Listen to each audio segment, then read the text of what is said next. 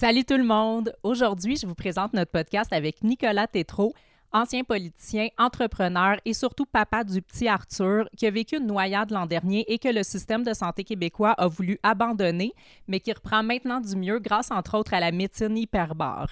Le podcast est en 2 parties parce qu'il y a vraiment une coupure puis un changement de ton qui s'est fait vers la moitié. Donc, dans la première partie, Nicolas nous raconte vraiment plus en détail l'histoire d'Arthur, les démarches à travers le système de santé québécois et son transfert aux États-Unis.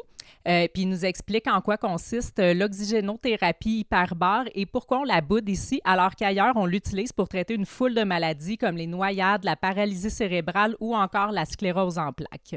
Dans la deuxième partie, on allège l'atmosphère un peu et on fait un survol de façon un peu plus humoristique de tout ce qui va mal dans notre société.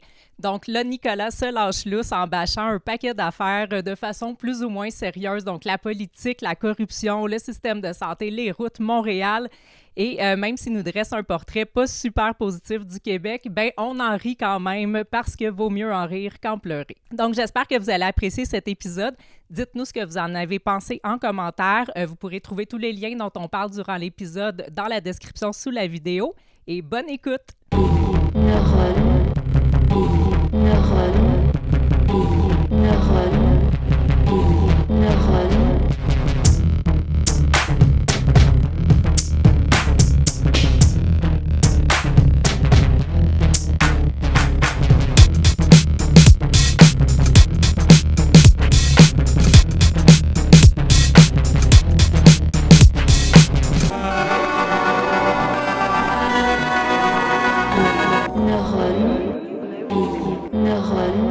Salut tout le monde, bienvenue à Grey Neuron, ici Roxane et Fanny.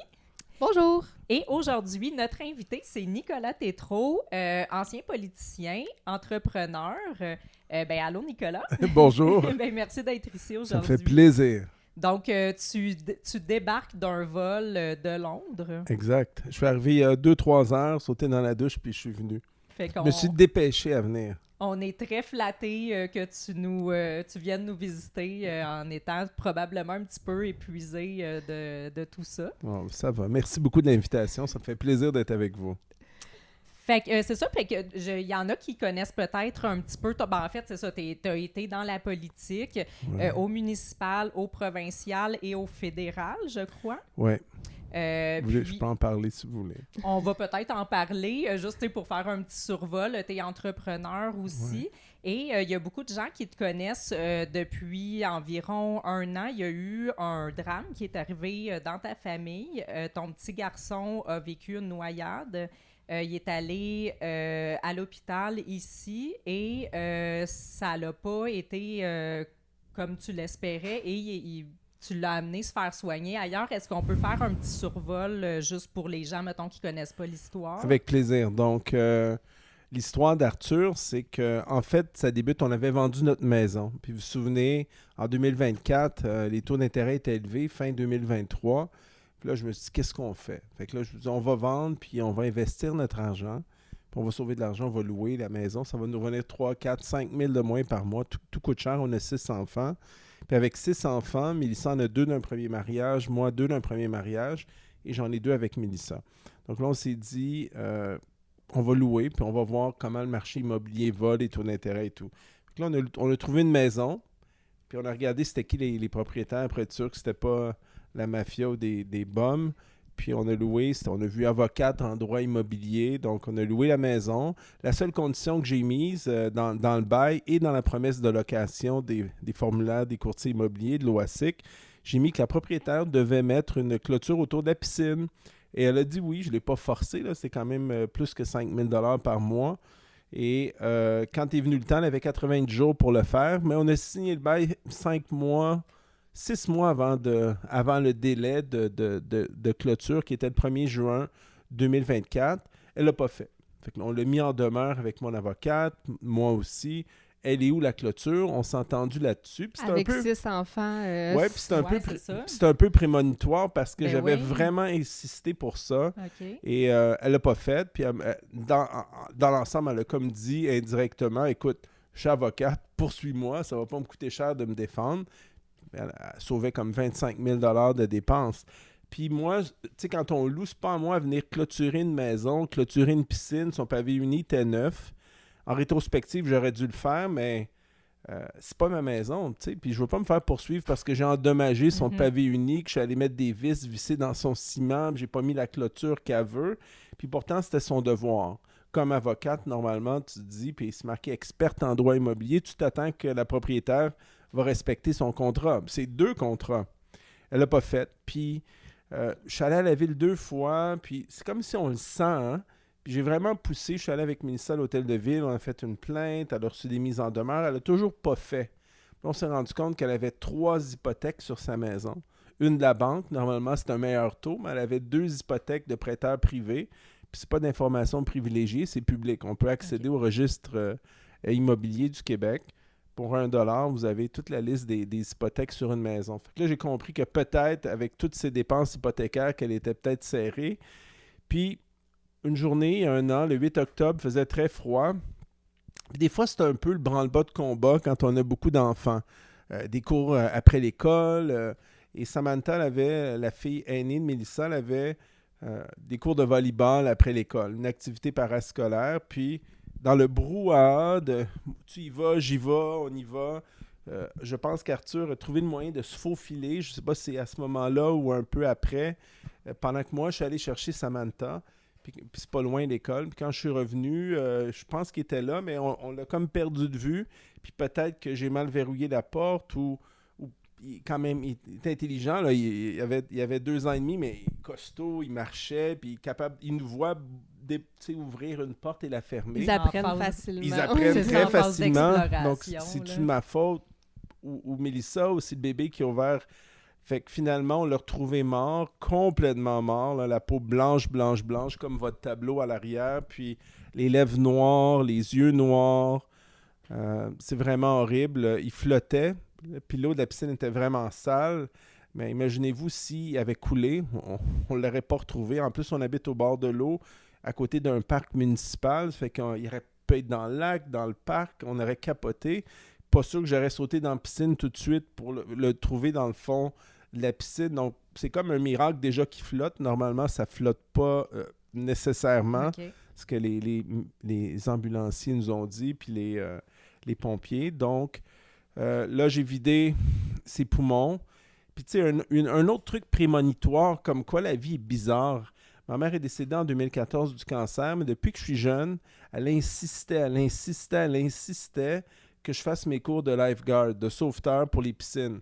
On se demande pourquoi. Fait que je l'ai fait. J'ai fait pas 1 an ou 2 ans, j'ai fait 50 cours. Et je pouvais même être prof de sauveteur pour les piscines. Quand un enfant se noie, c'est sûr que c'est pas la même chose qu'un inconnu, mais tu sais tout de suite quoi faire. Puis là, j'ai essayé d'administrer de l'air, mais tu sais, il n'y a pas de tonus musculaire aussi. Quand le bébé est décédé, il était vraiment flasque, mou. J'ai essayé d'envoyer de l'air dans ses poumons. C'était plein d'eau. Je tourne le bébé. J'ai réussi à vider vider ses poumons d'eau. Puis je commençais à lui administrer de l'air. Puis ensuite, on appelait 911 en même temps, puis à faire le massage cardiaque. Sauf qu'en même temps, il faisait très froid. Il faisait 3 degrés cette journée-là. En même temps, dans le fond de moi, on est quand même logique. On n'est pas des idiots du village. Quand quelqu'un est vraiment décédé, tu le vois. Si le corps était encore chaud et tout, le corps était froid. Donc, je voyais pas de lueur d'espoir qu'Arthur puisse revivre, mais je faisais tout ce que je pouvais. Puis j'ai jamais prié autant de ma vie. On dirait que dans la société civile québécoise, on pousse la religion vraiment loin de nous, comme si tout était nécessairement pragmatique, scientifique et tout. Puis, quand quelque chose d'horrible nous arrive, on ne sait pas à quel saint se vouer. C'est vraiment une expression. Quand ton enfant est mort dans tes bras, crois-moi que le seul espoir qui restait, c'était de prier pendant que je faisais tout ça. J'ai jamais prié autant. Puis j'ai demandé vraiment au bon Dieu, je dis, prenez ma vie. J'ai eu une belle vie. Prenez ma vie en échange. Mais mon Dieu, sauvez Arthur, s'il vous plaît, sauvez Arthur. Puis les ambulanciers sont venus. Ils l'ont amené à l'hôpital Lakeshore. Mais il se passait toujours rien. Il se passait rien. Le OK. bébé était mort. OK. Là. Mais je faisais ce que je devais. OK. J'activais la circulation, je faisais le massage cardiaque, puis je faisais les respires, puis on OK. coordonnait aussi la femme d'urgence santé au téléphone, ou je ne sais pas c'est qui, là, la personne des urgences, calculait, puis moi je le faisais. OK. Ça m'enlevait un stress de moins, puis j'essaie de ne pas endommager sa cage thoracique parce qu'il n'y a aucun tonus musculaire, tu sais, puis 37 livres, 240 livres, pas sûr que... On a fait nos cours, nous, de sauveteurs, là, pour CSST, en tout cas, bref, puis on a appris justement à faire le massage cardiaque, puis tu sais, ils nous disent qu'il y a une infime chance de réanimer quelqu'un en le faisant. Tu sais, faut le faire quand même, mais la chance, est-ce qu'on sait c'est quoi le pourcentage? C'est tout petit, c'est... Que la personne revienne. Que la personne revienne, c'est ce qui amène au deuxième miracle, parce que l'enfant, peut-être qu'il y avait, je ne peux pas quantifier, on ne le sait pas exactement, mais le corps était froid, mais l'eau était froide, tu sais, à 3 degrés. On va dire 15 minutes arbitrairement qu'il était mort, 20 minutes, je ne sais pas. Plus 72 minutes, le temps qu'ils réussissent, premier miracle, qu'ils ont réussi à repartir le cœur du bébé après 72 minutes, puis 15, 20 minutes, 10 minutes dans la piscine, on ne sait pas. OK. C'est un vrai miracle à l'hôpital. C'est pas à l'hôpital, c'est un hôpital général, l'hôpital de l'ouest de l'île, à Pointe-Claire, qui s'appelle l'hôpital Lakeshore. Puis ils ont fait un travail incroyable et tout le monde priait dans le corridor. Il y avait de toutes les religions, catholiques, musulmans, juifs, hindous. C'est incroyable, le corridor, les gens priaient, puis moi, j'étais en train de mourir en dedans de moi, puis ma femme aussi, on capotait. C'était horrible. Horrible, horrible, horrible, horrible quand ça arrive un enfant. Là, j'adore mes enfants.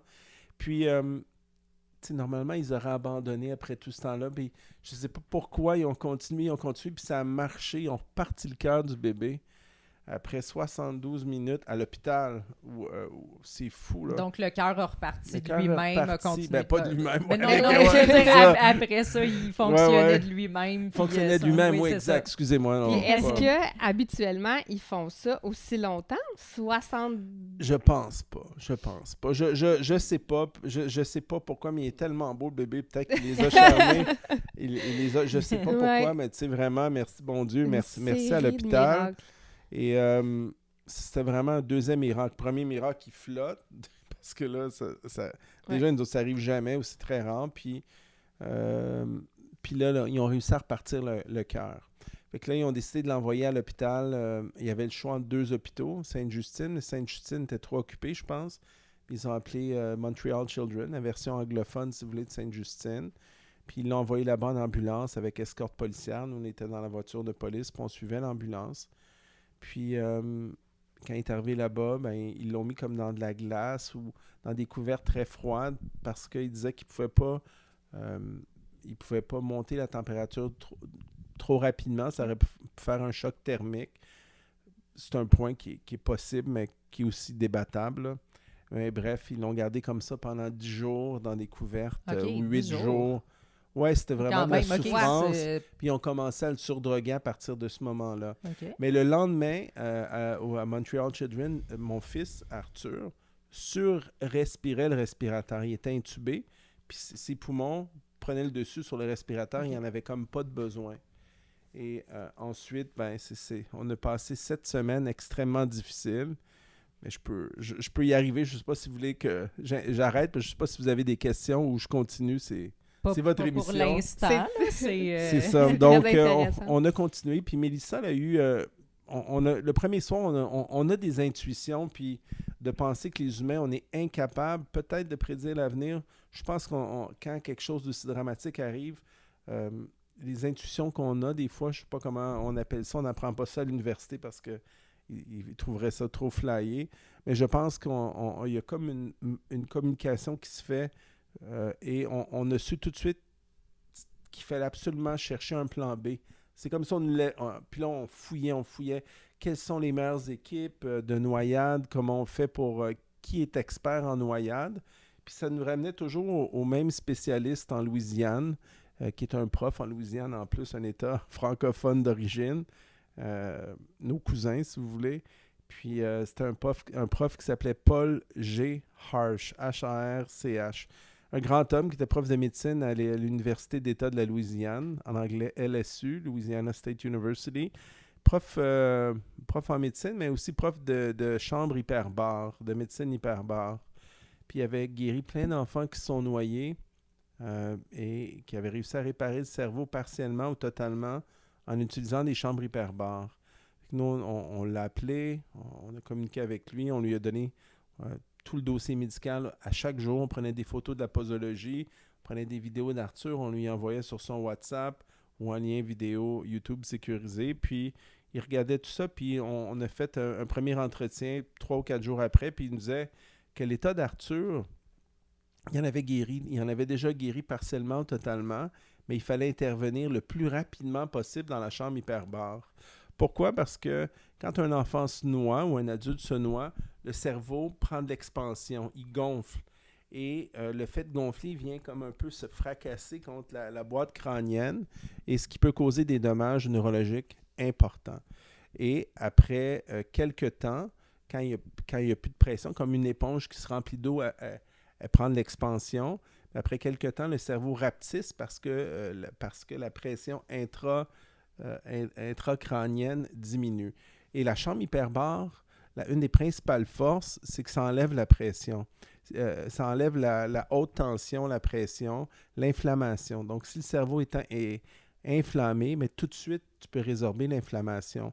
Tu n'es pas obligé d'aller dans les chambres médicales qui ont beaucoup de pression. Tu peux aller dans les chambres à basse pression, puis ça va fonctionner aussi. Okay. Et on a essayé tout de suite, à la demande des médecins américains, d'avoir accès à une chambre hyperbare avec le bébé. Oui, Sacré-Cœur, il y en a. Puis sinon, il y a l'Hôtel Dieu de Lévis, sur la rive sud de Québec, qui ont des super bonnes chambres hyperbares, avec des bons techniciens, des bons médecins qui s'en occupent. Puis là, ça fait combien de temps qu'Arthur est à l'hôpital quand vous entreprenez ces démarches-là? 2 jours. OK, ça fait on pas le des savait semaines. Parce que dans les 48 heures, si tu le fais, tu peux résorber 100% des problèmes. C'est-à-dire que si on avait fait ça même dans les premiers 24 heures, Arthur marcherait aujourd'hui puis serait correct. Ou à 95%. Moi, je pense qu'il serait 100% correct parce que tout le monde qui le font, en vaste majorité, dans les 24 heures, ils sont corrects. Et il faut tout de suite apprendre, puis je fais un commentaire, là, il faut que les universités canadiennes et québécoises se réveillent. Je pense qu'on est vraiment endormis. On doit tout de suite associer noyade, hyperbare. Noyade, hyperbare.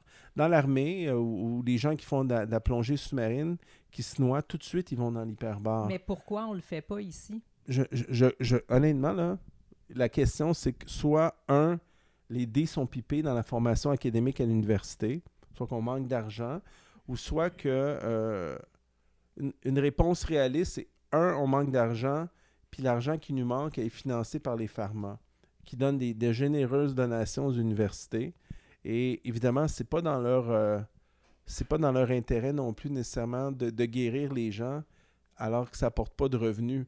Puis l'hyperbare, ça n'existe pas depuis 2 ans. C'est pas quelque chose de nouveau. Ça fait peut-être 130 années que ça existe.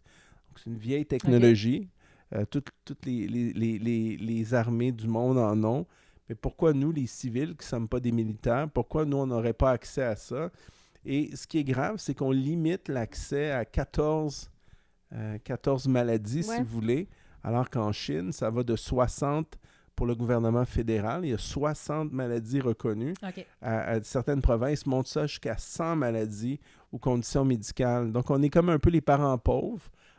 C'est ça, ici, je pense qu'il y a même des avertissements du gouvernement disant faites attention si on vous conseille de traiter telle maladie avec ça, comme si c'était presque de la médecine charlatanisme. Et pourtant, ça fait 130 ans que ça existe et ça fonctionne. C'est ça, puis je veux dire, comme aux États-Unis, c'est de la médecine, c'est reconnu par la médecine et tout. Puis même, oui, exactement, mais aux États-Unis, même là, il y a de la pression de l'industrie pharmaceutique, mais il y a la moitié des États, grosso modo, que les assurances maladie, partout aux États-Unis, il y a une assurance maladie publique. Mais les États, comme au Québec, ont le contrôle de leur médecine, si vous voulez. Donc, environ la moitié des États américains reconnaissent l'utilisation des chambres hyperbares, c'est remboursé. L'autre moitié, non. Mais si vous êtes un chat ou un chien, 100% des États américains remboursent les traitements hyperbares pour un chat ou un chien. Mais non. Ben non. Oui, c'est fou, hein? C'est grave. Et donc, on est un peu les parents pauvres. Pourtant, on dit toujours que les Québécois, les Canadiens, on se vante. Puis si tu écoutais le téléjournal, tu te dirais, mon Dieu, on est le plus meilleur pays au monde, comme dirait Jean Chrétien. Le si meilleur vous vous souvenez. système de santé. Le meilleur système de santé qui va parfaitement. Ben oui, c'est ça, gratuit, exactement.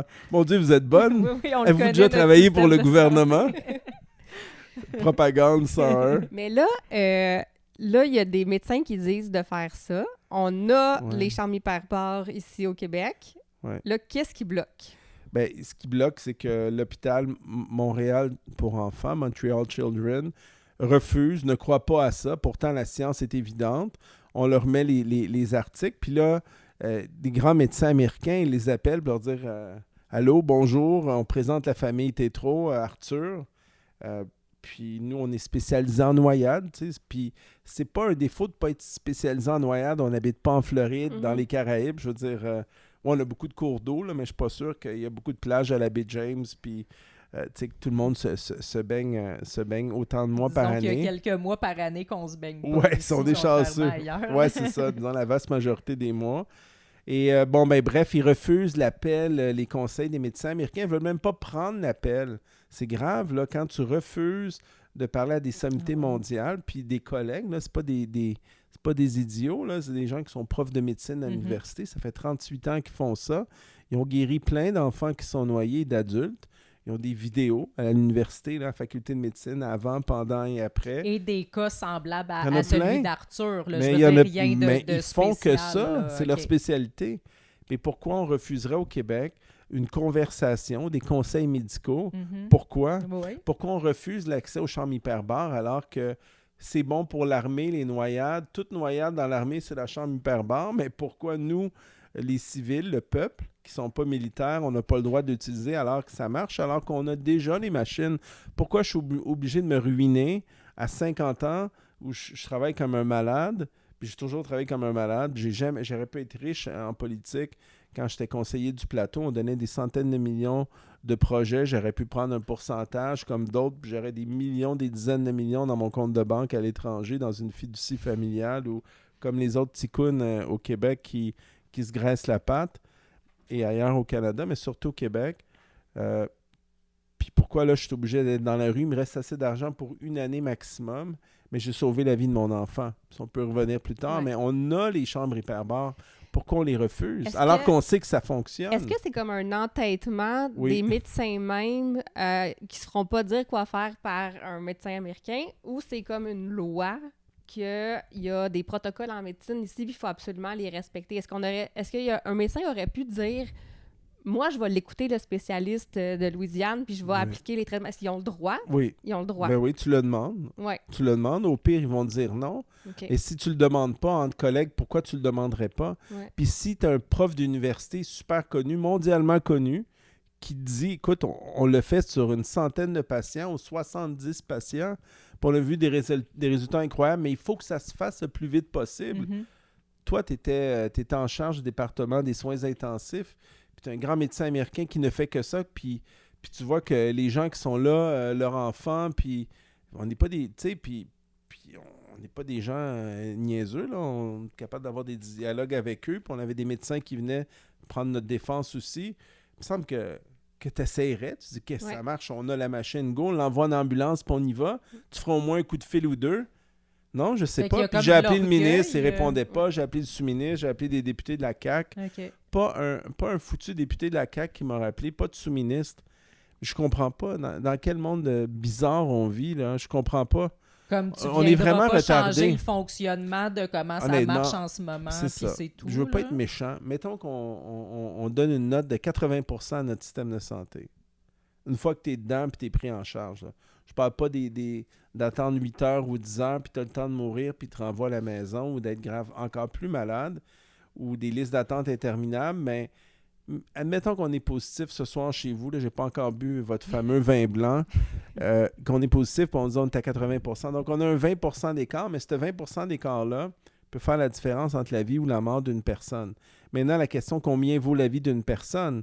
Et avec autant de coupures dans le système de santé, c'est pas vrai qu'on peut offrir le même système de santé, le même niveau qu'on avait. Tu sais, moi, je vous dis, j'ai entendu le gouvernement du Québec dire, une grande coupe qu'ils ont faite, c'était 1,2 milliard, si je me souviens bien des chiffres. Mais ça a l'air, 1,2, c'est pas beaucoup, mais c'est 1200 millions qu'on enlève. Même si le territoire est super vaste, on n'est pas beaucoup, là, 9 millions d'habitants. Je t'enlève 1200 millions dans ton budget, là, en médecine. Comment je peux dire aux gens que ça n'aura pas d'effet? Donne un exemple concret comment ça marche pas. Quand tu es aux soins intensifs, tu es entre la vie et la mort. N'importe quoi peut faire en sorte, pas n'importe quoi, mais que tu passeras pas la nuit ou le lendemain ou ça va s'aggraver. Puis un des trucs, il faut gérer la température du corps, qu'il ne fasse pas trop de température non plus, parce qu'on peut mourir de trop de température. Puis on fait des tests avec le mucus dans les narines. Est-ce que le bébé commence à avoir un rhume? Parce qu'il ne faut pas oublier qu'Arthur, il le maintenait dans des couvertes climatisées pendant 8 ou 9 jours, alors que son corps essayait de retrouver sa température parce qu'il allait mieux, puis il surrespirait le ventilateur. Puis il ne voulait pas que son corps récupère la température parce qu'ils avaient une théorie dans leur tête qu'il fallait que le corps reste froid. Fait que mon fils combattait, puis au lieu de le laisser combattre puis revenir réguler sa température, il lui administrait plein de calmants puis de sédatifs pour le geler bien raide. Et tous ces sédatifs ont eu un impact énorme sur son système immunitaire, mais pas son système immunitaire seulement, mais le système nerveux central. Ils l'ont vraiment endommagé tellement, il a tellement été drogué, il prenait des doses hallucinantes de 6 à 10 fois la dose, non seulement d'un enfant, mais d'un adulte. C'est vraiment capoté, là. Ils étaient en train de le tuer, l'enfant. Vraiment, des surmédications. Tellement gelé que son diaphragme ne fonctionnait plus d'un côté. Ses fonctions vitales étaient en train de les perdre parce que tu peux facilement tuer quelqu'un avec trop de drogue. Et tout ça pour vous dire que je vais sacrer une fois. Il y a un crise de bordel à cet hôpital-là, aux soins intensifs. Le ménage doit être fait. Peut-être que c'est mieux maintenant parce qu'on a eu 25 millions de vues sur Internet, à peu près. Fait que peut-être qu'ils sont comme réveillés, mais il y a quelque chose qui ne fonctionne pas dans cet hôpital-là. Vraiment, vraiment, vraiment. Puis, tu sais, quand tu refuses l'aide de d'autres médecins, puis tu veux rien savoir, puis tout ce que nos médecins demandaient, ils disaient non par entêtement. Puis, c'était complètement illogique, là. Illogique. Puis j'ai une liste longue, là, j'ai des dossiers, mais je vous donne un autre exemple. Vous savez, quand on intube un enfant, on y va pas avec parcimonie, on ne met pas du lubrifiant sur le tube. Il rentre ça, puis quand tu rentres le tube, ben, tu endommages le cartilage dans la gorge 8 fois sur 10. Fait que là, quand ils ont enlevé le tube pour voir s'il respirait bien, il scillait parce que le cartilage est à moitié arraché. Et puis on leur disait, prenez la caméra. Les médecins américains disaient, mais c'est normal, à chaque fois qu'on intube un enfant qui se noie, qui est inconscient, on y va pas avec doigté, parcimonie, délicatesse. On rentre ça parce que c'est une question de vie ou de mort. Puis 8 fois sur 10, nous, aux États-Unis, on le sait que le cartilage dans la gorge est à moitié arraché ou abîmé, ou il ne fonctionne pas parce que il y a très peu de vaisseaux sanguins dans un cartilage, quelques vaisseaux capillaires, puis après avoir manqué d'oxygène, il devient flasque, il devient mou, puis il ne fonctionne pas. Ça prend plusieurs mois, 14 mois, 18 mois, avec le cartilage reprenne un peu de vigueur, puis puisse fonctionner. Fait que quand ils l'ont testé, est-ce qu'il respire bien par lui-même? Il a fait 24 heures, il respirait super bien, mais il était tellement gelé que la moitié de son cartilage ne marchait pas, parce qu'il recevait 8 fois la dose d'un adulte en moyenne de drogue, et parce que son cartilage était brisé. À moitié arraché. Mais on disait, mettez la crise de caméra pour voir, on disait poliment, mais à un moment donné, quand ça fait plein de fois que tu dis, tu sais, allô, allô les idiots. Mais là, tu sais, c'est ridicule, là, des choses de base qui savent pas que quand tu intubes un enfant, ben le trou est petit, puis tu vas arracher le cartilage. C'est pourquoi tout le monde sait ça sauf eux. C'est vraiment comme des idiots, là. Il y a des choses qui ont fait très, très bien, mais d'autres complètement passé à côté de la traque.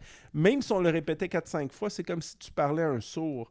Donc, ils sont basés sur un enfant complètement gelé, avec un cartilage arraché pour dire qu'il respire, il sera pas capable de respirer par lui-même, alors qu'il le faisait, mais c'est pas de sa faute. Essaie de respirer dans une paille, toi. Tu sais, avec une paille, quand ton cartilage, il bloque ta trachée artère. Donc, Puis on a des médecins undercover qui sont venus sous le couvert d'anonymat, OK. clandestinement, de l'hôpital, de la faculté de médecine de l'Université McGill, puis de Sainte-Justine. Puis qui ont dit, Pierre Marois de Sainte-Justine, il a dit, il n'a jamais vu un enfant aussi drogué que ça. OK. Il l'a dit même à la presse. Il dit, comment tu veux qu'il évalue sa capacité cognitive? Il est complètement gelé. Il dit, toi, si tu avais ce drogue-là, tu serais comme ça dans le lit comme lui. Est-ce que c'est vous qui leur avez demandé de venir vérifier? 100%. OK. Puis à ce moment-là, vous ne vouliez pas le faire transférer justement On voulait, à Sainte-Justine? ben oui, on voyait qu'il y ou, avait un crise de problème. Mais le problème, c'est que Sainte-Justine, puis il ne pouvait pas faire plus. Puis tu sais, OK. tant qu'à transférer latéralement dans un autre hôpital où on ne pourra pas aller en chambre hyperbare, alors que là, maintenant, on le sait que ça marche parce qu'on a eu une dizaine d'appels avec les médecins américains qu'il faut qu'il y ait en hyperbare le plus vite possible. Là, on est rendu déjà à 4-5 semaines, puis il devait être là dans les 48 heures. OK. Mets-toi dans nos souliers, on dit on va pas le ramener au Québec. Ils ne voudront pas l'amener à Sacré-Cœur, ils ne voudront pas l'amener nulle part. Fait que là, on regardait toutes les options. Toronto, l'Inde, les États-Unis, le Mexique. Fait que Toronto, on aurait pu l'amener. Il y avait un centre hyperbare qui pouvait l'amener. Sauf qu'une fois qu'on rentrait dans l'hôpital à Toronto, on ne savait pas si l'hôpital nous laisserait sortir à la chambre hyperbare. Fait qu'on ne voulait pas aller à l'hôpital pour perdre plusieurs mois. Parce que la seule chose qui fonctionne, c'est l'hyperbare pour une noyade. Puis il n'y a pas de... Excuse-moi, il n'y a pas au privé au Québec? Au Québec, il y a du privé, mais il y avait les cours Mont-Royal ici. Ils ont des machines seulement pour une personne. Puis si l'enfant il est intubé, puis ils ont des machines à 100% d'oxygène, ça veut dire qu'il ne peut pas rentrer avec son ventilateur pour les poumons, parce qu'à 100% d'oxygène, ça va exploser, puis ça va prendre feu. Puis il n'y a pas de place dans leur machine pour amener L'infirmière. une infirmière OK. ou la personne qui est en charge de la respiration. Là. Je me souviens jamais du nom en français, mais en anglais, c'est Respiratory Therapist. OK. En tout cas, je m'excuse, là, mais la personne qui Spécialiste s'occupe, de la la spécialiste de la respiration. Ouais, Mais c'est là, ça. donc, ça fait plusieurs semaines à ce moment-là qu'Arthur est Exact. à l'hôpital. Puis là... Puis ils refusent tout. mais Même de c'est ça, faire la trachéo, on leur dit, les médecins, ouais. faites le petit trou, ça a l'air pire, mais dans l'armée, on l'apprend. Quand tu te fais blesser sur le combat, ils font un petit trou ici, puis ils mettent comme une paille, puis tu peux respirer très, très bien. Parce J'ai que vu si ça ton dans le cartilage film est bloqué, Anaconda. ça a l'air pire que c'est, mais ils font Oh, un le petit temps trou. que le cartilage Ouais. Ben se oui, prépare, exact, puis, comme exact. ça, on... Fait que là, il aurait pu voir qu'il respire bien, puis ben, il voulait pas. Mais eux voulaient comme- arrêter ça- les y a traitements, aucune me logique. semble. Ben, c'est ça. À la 5e semaine, un comité d'éthique et de moralité absolument pas indépendant de l'hôpital, là, c'est des collègues d'hôpital OK. qui sont dessus, eux se disent, ben nous, on veut plus traiter Arthur, on pense qu'il n'y a rien à faire, fait qu'on va le débrancher le 29 novembre. Préparez-vous, préparez les funérailles, puis ça, c'est notre décision, c'est final. Ah oui, OK, fait que c'est pas une On a un dialogue, conversation, un dialogue de là, sourds. c'est, Puis là, on est quelle date, là? On était 2 semaines avant le 29. Mais non. 14 jours moins le 29, autour du Puis 15 novembre. pourquoi 2 semaines plus tard, c'est la Ah, date, la question niaiseuse, Parce que mais... j'ai aucune idée, parce que c'est ça Ok. qu'il voulait nous donner pour 2 vous semaines, laisser le OK. temps. nous laisser le temps de préparer les OK. funérailles. Mais c'était catégorique. Alors qu'ils avaient tout refusé, ce que les médecins américains disaient de faire. OK. Tout, non. on a une liste tellement longue. Et donc, ben c'est ça. Fait que là, pour nous, les parents, c'était horrible parce que déjà, il était mort. On l'a sauvé, puis là, nous, on est en mode, on va trouver la solution, on sait quoi faire. Puis Là, vous, les vous autres voyez médecins du nous disent... progrès en Ben oui, plus, les médecins c'est aux ça. États-Unis nous disent il respire plus fort que le ventilateur. Pourquoi il est encore intubé? Mais il est intubé parce que son cartilage est bloqué puis il refuse de faire le trou. On a demandé à l'hôpital de faire la trachéo, le trou pour qu'il respire. Il refuse. Puis il est drogué inutilement. Drogué au bout. Sa température corporelle veut se réguler par lui-même. Ils veulent son, pas son petit corps Pendant veut, longtemps, lui. Ouais. c'est que pourquoi, je vous pose une question, même si vous n'êtes pas médecin, pourquoi un enfant qui se noie aurait besoin de 14 médicaments? Pourquoi? Je comprends pas. Non, c'est Mais ça. c'est parce que l'affaire, c'est que tu me poses la question, puis justement, les gens normaux, démunis, tout ça, ben, ils font juste confiance aux médecins. Ils disent, ben, parce que. Et c'est eux, ça ils la disent- tragédie. Eux, ils disent que c'est ça qu'il y a Et de c'est- besoin. Fait que et c'est ça, la pourquoi tragédie. ils mentiraient, Et c'est pour- pourquoi ils se tromperaient. Exact. Et c'est pour ça que je chante publiquement, parce que c'est une vraie tragédie, là. Les parents qui écoutent des médecins débiles. Il y en a des bons, mais il y en a des crises de Oui, débiles. c'est ça. Il y en a des bons Et aussi, la majorité mais, sont bons, mais il y en a qui sont complètement pas là. Mhm. Et écoutez, on a une équipe de médecins américains et on a 2 équipes de médecins américains qui ont vu les rapports caviardés en plus. L'hôpital a envoyé des rapports médicaux en cachant de l'information. Ils ont dit qu'il y avait une paralysie partielle du diaphragme, complètement faux. La paralysie était due à la cause des surdrogue médicaments, ouais. et plein de trucs débiles. Et quand Arthur est arrivé, chaude du coq à l'âne, mais des conclusions, là, je peux vous revenir avec le processus, mais Arthur, ils ont dit, est bien moins pire qu'il était. Une des difficultés qu'on avait, on avait 14 jours pour trouver un autre hôpital pour le transférer dans un autre hôpital. On ne peut pas juste le prendre, Ouais, puis c'est nous, ça, ok. ils ne voulaient pas. Donc, puis eux, ils devaient parler à l'hôpital. Ça fait qu'à chaque fois qu'on parlait à un hôpital, eux parlaient négativement du cas d'Arthur au maximum. C'est comme si, en plus qu'ils veulent le tuer, ils faisaient tout pour pas qu'on le transfère.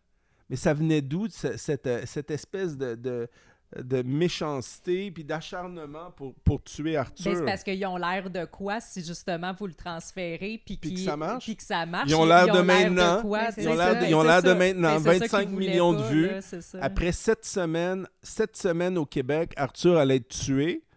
Puis nous, on n'avait rien à dire parce qu'ils ont voté une loi, je pense, pendant la COVID, que les hôpitaux ont le droit de vie ou de mort sur les parents ou les enfants. Je ne sais pas si pour les parents, mais pour les enfants, oui, 14 ans et moins, ça je le sais. Puis que nous, on n'a rien à dire. On peut demander au tribunal de trancher, mais 8 fois sur 10, tu perds, ou 9 fois sur 10. Donc, la seule option, c'est de demander C'est de le transférer, un deuxième mais à chaque fois qu'on le hôpital. transférait, il parlait en mal du C'est dossier. ça, ok. Il a fallu que j'aie de l'aide politique puis des services secrets, je le dis, puis pour que l'autre hôpital nous prenne et qu'on dise un gros pied de nez à l'hôpital juif, nous, on va te prendre, amène ton enfant. Puis là, j'avais 14 jours pour trouver un hôpital, trouver un avion pour amener Arthur, un avion ambulance avec des médecins pédiatriques, spécialistes, infirmières et tout, avec tous les équipements. C'est pas beaucoup 14 jours, là. Non, mais Il quand fallait que c'est je trouve notre le cash enfant, aussi. quand c'est notre J'avais pas enfant, l'argent, j'avais pas le motivation. 42 000, j'avais pas le 42 000, 44 000 qu'il fallait pour amener Arthur. Juste pour Fait pour que le je vends transfert. un appartement à rabais, comme vends-moi ça, j'ai appelé le courtier garde, donne un rabais, vends. Puis j'ai perdu de l'argent, j'ai tout vendu. J'avais 7 petits appartements, toutes mes économies d'une vie. Je les ai toutes vendues à rabais pour avoir de l'argent pour sauver mon fils. Puis il fallait que je paye l'hôpital aussi. C'est des grosses factures. Fait qu'on a réussi à amener Arthur là-bas. Puis nos Où? médecins, c'était à l'hôpital Ochsner. Ça, c'est bizarre comme nom, mais c'est O-C-H-S-N-E-R. Ochsner, dans la ville de Nouvelle-Orléans, OK. en Louisiane. Et dans une petite banlieue qui s'appelle Jefferson. Donc, à l'endroit où il y a le médecin que tu nous as Exact. parlé. Oui, il OK. pratique là-bas. Puis, dès qu'il est arrivé là-bas, ils ont commencé à appliquer des règles médicales que les médecins américains disaient aux médecins québécois de faire. Et même après 7 semaines, juste avec 2h30 de un des traitements qu'on disait depuis le début d'utiliser, Arthur allait déjà mieux. Fait qu'imaginez-vous s'il avait déjà fait ce traitement-là la première ou la deuxième ou la troisième journée qu'on leur a supplié de le faire, Arthur serait déjà allé beaucoup, beaucoup mieux. Il n'aurait sûrement pas été gavé autant de médicaments. Fait que déjà, après une journée, 2h45 en avion, Arthur allait mieux parce qu'ils avaient commencé l'oxygénation à 30% au lieu de 21% dans l'avion. Puis, quand il est arrivé à l'hôpital là-bas, ils n'ont jamais vu aussi un enfant aussi drogué. Ah ouais. Il s'arrachait les cheveux. Comment gérer autant de drogue? C'est pas une joke, là. Le calendrier pharmaceutique là, d'un enfant dans son agenda quotidien, 14 médicaments, il ne savait pas comment. Il y avait 1-2 pharmaciens qui venaient. C'était horrible parce que tu dois en donner à telle heure. Puis, Ah non, ça doit fait être qu'ils ont commencé tout de fou suite à à gérer. réduire. Ouais. Ils ont commencé tout de suite à réduire. Arthur, là, nous, il aurait pu sortir de l'hôpital là-bas après 10 jours. Mais il était tellement drogué, pire qu'un junkie, parce qu'un junkie, d'habitude, c'est une drogue, peut-être 2. Lui, il en avait 14. Fait que là, il faut un sevrage. Un sevrage, quand mais même long, très là, délicat parce que ouais. tu peux causer un infarctus. Mhm. Et on n'en veut pas un deuxième parce que le cœur était déjà comme Ben oui. fatigué du premier. Donc, on a réussi en 5 semaines aux États-Unis. Après 2 semaines, il était sorti des soins intensifs. Il aurait pu sortir après 7-8 jours, mais nous, on n'a pas fait la trachéo tout de suite. On dit, on va essayer une deuxième fois. Puis là, ils ont dit, non, c'est le cartilage qui bloque. Puis ils ont dit, on va faire la trachéo. Fait que 2 jours après, ils ont remis le tube, puis ils ont fait la trachéo. Après qu'ils ont enlevé la trachéo, ils ont fait le trou. Aucun problème, ils ont enlevé le ventilateur. Arthur respirait parfaitement. Fait que ça, c'était bon. Mais les médicaments causaient beaucoup de problèmes, causent des sécrétions. Tu as plein d'effets secondaires quand tu reçois 10, 12, 14 médicaments. Fait que il y en a beaucoup avec un médicament. C'est ça, il y a beaucoup d'effets secondaires. Ça peut créer du mucus. Ça peut déjouer la température, faire monter ta température de ton corps indûment. Puis là, il te donne un autre médicament pour la faire baisser. Puis là, il te donne un autre médicament pour contrer les effets de l'autre médicament. Ils ont dû substituer des médicaments très, très lourds. Ils ont dû les substituer pour d'autres pour graduellement pouvoir sevrer l'enfant. Fait qu'après 5 semaines, il était rendu à 8 ou 9 médicaments au lieu de 14. Puis là, nous, on devait gérer, on l'a ramené à la maison, mais on a à la maison qu'on louait en Louisiane. Et on a dû apprendre à tout faire, suctionner l'enfant, c'est-à-dire vider les poumons du mucus, le nourrir parce qu'il fallait le nourrir avec un tube et apprendre les médicaments. Puis il y a tout un dosage de médicaments, puis il fallait que nous, on réduise les médicaments. Puis on a commencé à l'amener en chambre hyperbare. On est le premier enfant que l'hôpital laisse partir de l'hôpital pour aller suivre à l'extérieur de l'hôpital des séances hyperbares. On a créé l'histoire aux États-Unis, même dans cet hôpital-là, mais l'hôpital est bien plus ouvert qu'au Québec. Puis on a passé à la télévision, puis dans plein d'émissions américaines, okay. Ouais, puis au Québec, puis au Canada aussi. Puis là, à ce moment-là, Arthur, est-ce qu'il est conscient ou il est encore très gelé, coma? là. Il est encore gelé. Même si on voit des photos, là, il commençait à être conscient, mais... OK. Mais il n'est pas dans le coma? Il prenait encore... Non, il n'était pas dans le coma. Okay. Mais il prenait encore 8 médicaments. Okay. Puis dans ces médicaments, le plus dur... un des plus durs à enlever, c'est le Valium, le foutu Valium. Okay. Là, je m'en disais le Christ de Valium, mais je n'ai pas le droit de dire ça, le foutu Valium. Ici, on a le droit. Ici, on a le droit. Oui, en tout cas, bref... ça a été, il y en a une couple comme ça des médicaments, je ne me souviens pas de tous les noms, là, qui étaient vraiment difficiles parce qu'il y avait des effets de manquement de drogue. Là. Tu voyais que le cœur avait un peu d'arythmie, la haute pression. C'est vraiment difficile de sevrer un enfant qui a autant de médicaments. Puis, je me souviens plus de votre question. En fait, je voulais savoir premièrement s'il était conscient ou s'il était dans le coma. Il était conscient, mais il était encore pas parfaitement... Est-ce qu'il y a à ce moment-là, est-ce qu'il y a comme des séquelles au cerveau? Son cerveau mais il y avait déjà des comment, séquelles là? au cerveau, mais la difficulté... C'est niveau académique, là, OK? Il y a une grande différence entre le Montreal Children et les hôpitaux américains pédiatriques que nous, on a connu les médecins. Ici, au Montreal Children, ils disent quand tu as un dommage au cerveau... qu'on appelle une forme de paralysie cérébrale. Ouais. Là, tu peux naître avec des dommages au cerveau ou tu te noies, tu as un infarctus, un ACV, un accident d'auto, des enfants violentés par leurs parents ou n'importe qui. Donc, eux ici disent que les dommages au cerveau sont permanents. Okay. Ça, c'est là, ce qu'on nous dit là, au Québec. Okay. Puis aux États-Unis, ils disent, mais voyons donc, c'est pas possible. Ça se c'est répare, pas vrai. Un cerveau se répare. Ben oui, comme n'importe 2 quel ans, organe. 3 ans, 4 ans exactement. Ouais. Une production de cellules souches. Le bébé produit une tonne de cellules souches. Le cerveau se répare partiellement, totalement, on ne sait pas, mais il va se réparer, il va s'améliorer. Ici, là, selon le patron de l'hôpital Montreal Children, la section des soins intensifs pour enfants, un cerveau, ça ne se répare pas. OK. Déjà, en partant, tu as comme deux approches. Imagine-toi, si tu es un parent, tu as ton patron, tu as le patron de l'hôpital, là, du département, qui dit, qui est un neurologue, un grand neurologue mondialement connu là, au Québec, qui dit, là, sans même en douter, que le cerveau ne se réparera pas. Puis tu as les neurologues américains qui disent, ben non, le cerveau va se réparer, va s'améliorer, puis on peut vous le prouver, M. Tétrault, Mme Marinelli. On a des enfants, regardez les dossiers, là, l'IRM, l'imagerie nucléaire du cerveau avant, plus tard, puis 4-5 ans après. Regardez le cerveau, là, c'est vraiment amélioré, mais ici, ils disent que ça se peut pas. Puis c'est pas juste eux, il y en a ailleurs. Tu as dit, il y en avait en Chine, ils font ça pour traiter mais là, plein de même maladies. sans hyperbare, le cerveau se répare. C'est ça. Fait que là, imaginez-vous le pauvre parent qui prend la décision de débrancher un enfant sur une information fausse que l'hôpital Montreal Children donne. Une information fausse, médicalement fausse. C'est grave, c'est grave, là. Et vous basez votre décision de survie de votre parent ou de votre enfant sur une fausse information. Et c'est ça qu'on veut. On veut aujourd'hui essayer d'informer les gens de ça. Et sans être des neurologues, on n'est pas médecins, mais on en a côtoyé une méchante gang et plein de chercheurs. On sait maintenant comment réparer un cerveau plus que 99% des gens. Je dirais plus que 99% des médecins aussi, parce qu'on le fait avec Arthur. Parce qu'on peut mesurer aujourd'hui qu'Arthur augmente sa capacité cognitive d'environ 21% par 90 jours, ce qui est énorme. Wow. Sa rapidité neuronale, donc aujourd'hui, on peut calculer là, ta capacité, pas intellectuelle, mais la rapidité de la transmission d'informations dans ton cerveau ou dans le tien.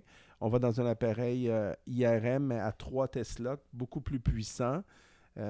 Tesla, c'est une unité de mesure. Puis on peut calculer combien de neurones tu as, puis à quelle rapidité ça se passe dans ton cerveau. C'est incroyable. On est vraiment comme notre corps humain, comme un ordinateur. Et aujourd'hui, il y a des technologies où on peut, contrairement à ce qu'ici disent, puis c'est prouvable, je peux vous le prouver, on peut ajouter des neurones, on peut créer de nouveaux neurones au cerveau. Et ça, Arthur, c'est le seul enfant au monde qui a accès à cette technologie-là, qui a eu 3 traitements de ça partout sur la planète. Il y en a un autre qui a eu 3, mais 3 sur 4 ans ou sur 3 ans. Lui, il y en a 3 en 5 mois. Ça s'appelle Neurocytonics. Ça vient de Washington. Neurocytonix.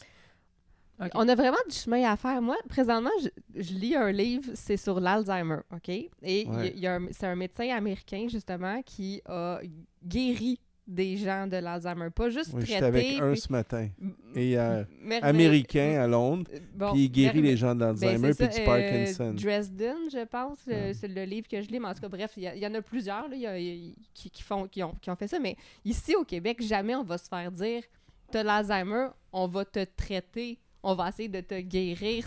C'est même pas une option. Ici, c'est genre, t'as de l'Alzheimer, là, voici ton plan de dégénérescence, puis bonne chance, puis tu vas mourir. T'sais, on traite pas l'inflammation. Même chose avec la sclérose en plaques. Ça, j'allais dire, la sclérose en plaques aussi, j'ai vu que le traitement hyperbare fonctionnait pour ça aussi. Puis je vais vous donner des secrets, quitte à ce que le Collège des médecins soit fâché. on veut les fâcher, le Collège des médecins. C'est que le même professeur qui a traité Arthur, prof de médecine, c'est pas un prof de charlatanisme, a guéri une 50aine de personnes de la sclérose en plaques. Ils l'ont plus du tout. Okay. On appelle en anglais, parce qu'en médecine, même au Québec, en recherche médicale, les termes sont anglophones. On appelle ça « functional cure ». Ça veut dire que dans les faits, il y a une cure fonctionnelle. Ça veut dire qu'ils n'ont plus aucun symptôme de la paralysie cérébrale. Le protocole qui a été développé à la faculté de médecine de l'Université d'État de la Louisiane, encore avec Paul G. Harsh, c'est de 80 à 120 traitements en chambre hyperbare et d'1 heure à 1 heure et demie. Mais lui fait des traitements d'1 heure. Donc, puis après, vous n'avez plus la sclérose en plaques. Vous ne l'avez plus. C'est fini. Et il y a même sa femme, Juliette Lucarini, je la connais, j'ai passé plein de temps avec eux. Elle a la sclérose en plaques, mais elle ne l'a plus du tout. Elle va au gym, elle est en pleine forme, puis elle était en pleine déchéance. Puis on dit, regarde, là, je suis un spécialiste en hyperbare, on va l'essayer. Elle a fait 150 traitements d'1 heure à 100% d'oxygène. Elle n'a plus du tout la sclérose en plaques. Et donc, il y a de l'espoir. Moi, j'ai une de mes amies qui est décédée, Vanessa Giroux. Puis si j'avais su ça, bien évidemment, on aurait tous levé des fonds. Puis en plus, on a des appareils ici. Donc, pourquoi les gens qui ont la sclérose en plaques, on ne les envoie pas à Sacré-Cœur, on ne les envoie pas à l'hôpital de Lévis, chez moi à la maison, moi je vous rouvre des cliniques ou au cours Mont-Royal. Okay. C'est ça, mais là, une fois qu'on a l'appareil, là, un traitement, est-ce qu'il coûte cher? Mettons, à l'hôpital, à Sacré-Cœur, ils ont l'appareil. Je pense pas que ça coûte cher. C'est ça, je veux dire, c'est pas hyper... Tout le monde est prêt à faire des deals. Puis on a 2 compagnies au Québec qui en produisent des chambres hyperbares. Fait qu'il n'y a pas de raison. Combien ça coûte au gouvernement de traiter quelqu'un qui a la sclérose en plaques? Puis le prof Paul G. Harsh, il est prêt à venir enseigner aux profs de médecine ici. Ils ont tout filmé, là. Ils vont dire non, c'est pas possible, c'est des ragots, c'est des potins. On n'est pas en Corée du Nord là, ou en Éthiopie là, ou dans un pays malfamé. Là. Tout est filmé là, de A à Z à la faculté de médecine aux États-Unis.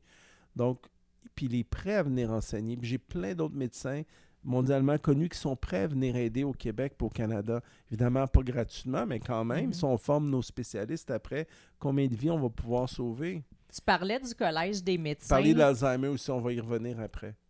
Quand vous serez prête. Écoute, tout. Mais le Collège des médecins, on entend souvent ça. Est-ce que c'est eux qui mettent des bâtons dans les roues de ces développements-là? Je pense que c'est pas juste le Collège. Qu'est-ce qu'ils font, eux? Je pense honnêtement, Santé Canada, je vais essayer d'être poli parce que j'ouvre des cliniques. Ouais, pas besoin pour toi, mais j'ai plein de monde qui investissent avec moi et ils ne veulent pas perdre leur argent. Fait que moi, ce que je pense, c'est que Santé Canada doit s'améliorer. Doit avoir un examen de conscience. Puis, je pense que la problématique, c'est que on bloque les avancées technologiques. On les rend très difficiles. C'est comme si le Canada se traînait les pieds. Je ne sais pas pourquoi. Peut-être volontairement, peut-être, je ne sais pas, peut-être parce qu'ils sont débordés à la fonction publique. Ouais. Peut-être. Mais je ne comprends pas que... Je donne un exemple. Les chambres hyperbares à parois souples, à basse pression, là, comme une tente, ben, c'est celle qui donne le plus de résultats sur les dommages au cerveau, plus que les machines à haute pression qui sont de grade médical.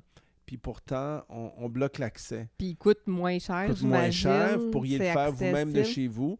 Ils ont des effets anti-vieillissement incroyables. Par exemple, les femmes, c'est connu, même en pré-monopause, à partir de 40-42 ans, tu produis moins d'œstrogène. Puis ça ensuite plein d'inflammations dans le corps. Puis quand tu arrives à 55, 60, 65 ans, tu as beaucoup de... Tu peux avoir plein de problèmes d'inflammation dans ton corps, dans tes articulations, partout, parce que tu as un grave débalancement hormonal. C'est pas moi qui l'invente, je ne suis pas médecin, là, je fais juste répéter ce qu'on peut lire sur Internet. Mais les chambres hyperbares, ben, ça aide à enlever l'inflammation. Puis ce que ça fait, ça repart la production de cellules souches. Quand vous avez fait 4, 5, 6 traitements, et, ben, vous allez recommencer le processus, si vous voulez. Ça va ralentir votre vieillissement. Puis, vous allez produire 35 fois plus de cellules souches que vous en produisez maintenant. Grande différence, là. C'est peut-être ça. C'est peut-être la différence entre vivre 50 plus ou 10 ans de plus en santé. Et pourtant, on le sait. Je pense qu'on en avait parlé quand on s'est parlé la première fois. Ouais. Moi, j'ai fait 2 traitements hyperbares ici à Montréal, au privé, au cours Mont-Royal. Okay? Et j'ai le premier traitement, moi, j'y vais pour de l'inflammation. J'ai aucune attente. Là. J'y vais vraiment, on teste la chose. Et moi, ça fait des mois que je me réveille raquée le matin. Je me réveille, je suis tout courbaturée, j'ai la difficulté à bouger, etc. Je fais un traitement. Le lendemain, je me réveille fraîche comme une rose. Je peux bouger de toutes mes articulations. J'ai pas une douleur. Je m'attendais pas du tout à ça comme effet, mais tu sais, les effets sont là. Puis, tu sais, j'ai pas fait 20 traitements, là. C'était ma première fois. Fait que, tu sais, je peux même pas imaginer... Bon, là, j'ai pas les moyens de faire 20 traitements nécessairement au privé à ce rythme-là, là, tu sais. Fait que on verra pour la suite, mais, tu sais, on le voit... rapidement que ça fonctionne. L'impact est énorme. Mais peu importe le niveau de fonctionnement, quand même bien que ça serait juste un peu puis que tu te sens bien, si la chose n'est pas dangereuse, pourquoi on s'obstinerait à pas comme l'étudier, parce que ça fonctionne. Mais tout, parce que justement, ils peuvent pas me vendre de médicaments pendant ce temps-là. Ils peuvent pas vendre. Ce que ça va faire, là, les chambres hyperbares, ça va tuer l'industrie des painkillers. Ouais. C'est des milliards de dollars pour l'industrie pharmaceutique, les médicaments antidouleurs, puis aussi pour les médecins qui font de l'argent avec leurs patients qui sont payés à l'acte aussi, là. Mais c'est-tu vraiment ça? Parce que, tu sais, quand on embarque là-dedans, il y a du monde qui vont faire comme, ben voyons donc, est-ce que la médecine, les compagnies pharmaceutiques rendraient volontairement les gens malades, les sauveraient pas volontairement juste pour faire de l'argent? C'est une question sérieuse, là? Non. Non. OK, on va dire que peut-être que ça se peut. Il ferait pas ça. Mais non, c'est sûr, voyons. C'est une bonne question. Bon, j'aborde dans votre sens. Mais je non, comprends qu'on doit être On va prudent. pas leur accorder des mauvaises intentions. Non, mais c'est... Ben non, faudrait pas, hein, surtout pas. Mais tu sais, c'est vrai que surtout dans les dernières années, tu sais, il y a une couple d'années, on dénonçait beaucoup les compagnies pharmaceutiques. Puis là, à cette heure, non. Mais c'est, là, petite question, tu sais, que je connais pas. Est-ce que les médecins font encore un Ouais, un on se demandait. pourcentage ou un profit ou y a-t-il une cote? Non, je pense pas. Non, je il Il pense me semble pas. qu'ils ne pouvaient plus Ça, là, ça recevoir Ils n'ont pas le droit de faire ça. vraiment une Non, Non, ils n'ont pas le droit de cote, faire Mais ça. est-ce Est-ce qu'il y en qu'ils ont- a qui est-ce qu'il y reçoivent a- des certificats cadeaux pour des télévisions ou des divans? Peut-être. Ou des... Ils ont des des repas, des clubs de voyages, golf. des week-ends. Peut-être, je sais pas. Comment C'est ça? des oui-dire. si Ouais, vous C'est savez. ça, mais qu'on dire, sait pas on trop. sait Moi, je ouais, pense, c'est pas, flou, je pense là. pas. Je pas. pense pas On qu'ils sait reçoivent pas. rien, voyons. je pense pas ça du tout. Ils ne Pas reçoivent du pas tout. des formations non plus payées par des Je compagnies sais pas, mais pharmaceutiques. je sais qu'il y a beaucoup de représentants puis représentantes. Ok. Ouais. D'habitude, ils sont pas mal jolis. Oui, On voit bien qu'ils font le tour il y de a un leur bon bureau partout. programme puis- de marketing. Ouais. Ah ouais, moi je Très, pensais très que bon. c'était juste les On donne notre compagnies, 100 je on va pensais dans que les c'était coins juste puis on donne notre les 100%. multinationales à but lucratif qui faisaient des choses comme ça, des représentants, puis Mon Dieu, dans quel du monde vous vivez? marketing. Moi, je vais venir ici à tous les jours. Je trouve ça le fun. là. C'est relax, la vie est belle. Ouais. Ils sont où les licornes? Là? Je t'inquiète. Il y a un petit peu de sarcasme dans... Là, je dans t'inquiète. notre- Là. Mais Mais- écoutez, je sais pas quoi vous dire à part que... Ah, c'est quoi la question? J'essaie Mais de moi, me j'ai une calmer. question. Oui, Fait vas-y. que là, pour la suite, là, on a abordé le sujet brièvement. Là, vous avez Ouais. des chambres hyperbares à la maison. Il y a un centre... Il y a plusieurs centres qui Ouais. ils vont ouvrir prochainement, Oui. les centres Arthur Tétrault. Ouais. Est-ce que, là, c'est dans l'optique d'améliorer comme l'accès aux soins de santé tu sais, intelligents pour les Québécois, ben, ou même à l'international, je pense. Est-ce que, selon toi, l'avenir va passer par le privé ou on a encore espoir Ouais. que le public Ben, moi, va se réveiller ou... Mais moi, tu sais, je sais pas. Moi, j'ai 50 ans. Je fais ma première élection à l'âge de 19 ans. Je fais des débats télévisés depuis que j'ai 17 ans. Depuis 1992, mes premiers débats télévisés. Je me dis, j'ai toujours eu espoir que le Québec allait changer, allait s'améliorer. Mais je trouve qu'on ne s'améliore pas. Je trouve que ça va de mal en pis. Au niveau de la gestion des fonds publics, au niveau de tout, au niveau de la corruption. Je pense qu'on n'a jamais été aussi bas. Je pense que notre société est vraiment en décrépitude, qu'on a connu les bonnes années, puis que j'ai vraiment peur pour l'avenir du Québec. Vraiment, vraiment, vraiment. Pour la médecine, maintenant, je comprends pas ce qui se fait en ce moment au gouvernement. Je comprends pas. Je comprends pas. C'est soit une opération de bousiller le système pour le privatiser, pour dire, regarde, ça marche pas, on n'a pas le choix. La prochaine étape, c'est la privatisation. Ou soit que c'est de la grossière incompétence. Mais moi, ce que je souhaite, c'est de repousser les retranchements. Le statu quo, ça ne m'intéresse pas. Moi, je fais un deal avec le bon Dieu. Je me suis dit, soit tu prends ma vie, ou soit que je donne la moitié de ma vie pour aider le Québec puis la société, en général, faire avancer ce qui fonctionne. Et j'ai tellement vu de parents baisser les bras devant les médecins, puis où ils ont débranché leur enfant, ils l'ont laissé partir, alors que la technologie existe.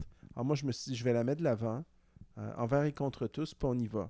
Fait que j'ai plein de gens qui investissent avec moi, puis on repousse Santé Canada dans les retranchements, dans les câbles, et on veut changer les habitudes aussi médicales. Et je pense qu'on n'a jamais autant entendu parler de chambres hyperbares que depuis 1 an. Personne n'en parlait, maintenant tout le monde en parle. Donc, on va ouvrir Ottawa 1er décembre, on va ouvrir Saint-Eustache 1er décembre, et ensuite on ouvre... Brossard. Brossard, on ne le rouvre pas tout de suite. Ah, Finalement, ok. on rouvre Boucherville, on rouvre Saint-Jean-sur-Richelieu, on ouvre Sainte-Agathe-des-Monts et Cowansville dans les cantons de l'Est en face de l'hôpital. Donc, je pense que c'est ceux-là qu'on ouvre 6 ou 7. Et ensuite, je vais en ouvrir d'autres. Puis j'en ouvre d'autres à Londres aussi. Là, je vais ouvrir pays par pays. Je m'en vais en Israël dimanche. Je vais en ouvrir en Israël aussi. Ils en ont pas là-bas? Je dirais, Il y est-ce en que c'est a, un ça, peu des pays comme qui en ont le ici? plus, mais ils n'ont pas des chambres à parois souples. OK. Puis à parois souples, ça a l'air niaiseux, mais c'est celle qui donne le plus de résultats pour l'anti-vieillissement. OK.